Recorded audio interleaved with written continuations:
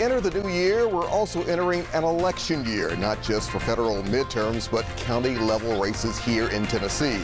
Shelby County voters will be tasked with choosing a new mayor, and it comes at a time when the county has a long list of hot button issues to tackle. Here to break down the topics that will define that campaign is Memphis Rainbow Push President, Dr. Joseph Kiles. Dr. Kiles, always glad to have you back on 3 at 3. Good to see you as always.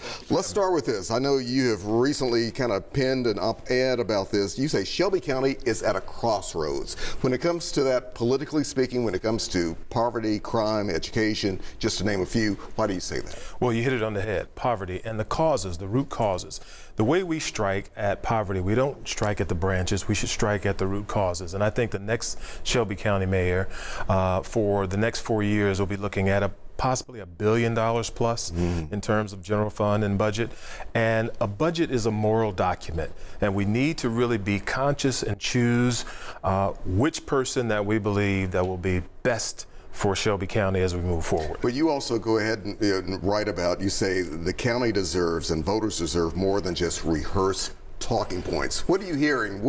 What's turning you off when you hear those rehearsed talking points? Well, I think voters should be listening and understanding, right, who has the ability to manage that budget, but not just manage that budget, to reappropriate some of those dollars where it goes that is going to make a real effect in Shelby County. And I think we've got an embarrassment of riches. Let me say, many of these candidates that I'm friends with, and they have long histories in public service, but you've got to decide, it's a really tough situation, who is the best going forward. Not just that $1 billion plus over 4 years, but the several $1 billion, whether it's the Regional 1 or the new jail that's going to be built. Because wouldn't you agree that, you know, the voters deserve more than just hearing the same old thing that we've heard over and over again? Because otherwise, if we keep doing the same thing, we'll continue to have the same results, as they say. Absolutely. You sound like my dad. Listen, I think about a couple things. The average median salary in Shelby County is roughly around $62,000. Okay. But let's look at our neighbors. Fayette County is at $84,000. DeSoto County is at $82,000. What are our neighbors doing that we should be doing? Well, the first thing that I'm sure that they do, out of all of our conversation over the dinner table, we know this: you don't speed in those counties. You don't break the law in those counties. Public safety is premier in those areas. So how do we prioritize crime, especially in Shelby County? Obviously, you and I have had this discussion, as well as others, over the past few months with the Memphis Safe Task Force being here. Yes, sir. Some people are saying, well, crime is down, things are looking better. How do you deal with that? What do you want to hear there? Well, I think it's a delicate conversation. We've really got to look at public safety as opposed to crime. Crime, you can put a number of face on something. You say, look, there's that person. What did they do? They broke the law. They're involved in the underground economy.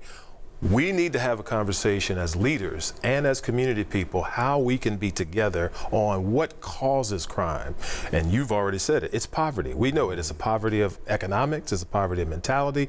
It's a poverty of environment. So how do we change a paradigm shift in terms of so many people we have that are living in those impoverished conditions? To deal with those impoverished conditions and to deal with those issues, the other issue I think that is related to all that is education. And it seems as if we continue to be in that same cycle. What do you want to hear from these candidates to really stand out on that issue? The county mayor has 6 superintendents that they should be working with. You know, a lot of the glamour, it goes to Memphis and Shelby County, but there are several other superintendents, whether it be Collierville, Germantown, some other areas out there. We've got to work together so that we can build an emotionally stable and ready student that's either going to go to higher education or enter the workforce. And that's what corporations are looking for.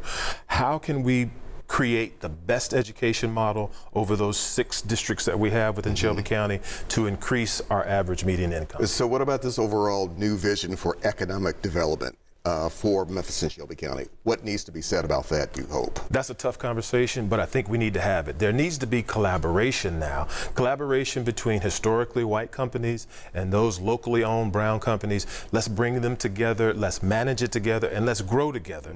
Those are the areas our peer cities have done so well, whether it was Atlanta or Indianapolis, and now we're seeing some of the smaller cities do it very well. They're lowering crime, and they're bringing up the opportunities. One last thing, are you optimistic optimistic with the candidate pool that you're seeing right now, those who plan on running for Shelby County Mayor?